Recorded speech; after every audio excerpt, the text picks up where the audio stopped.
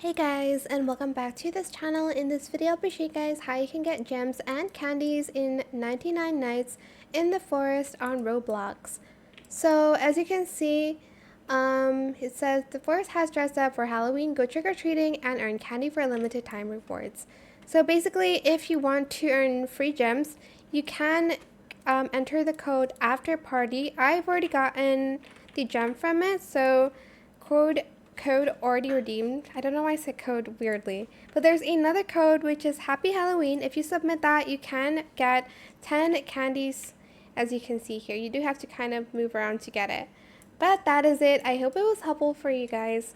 Don't forget to like, comment, share, and also subscribe to this channel if you haven't done that already. If you have any more questions about this video, just leave it in the comment section down below. I'll try my best to answer them all for you guys, and if you found this video helpful, please click the thanks button as well. That is it. Thank you so much for watching. Bye.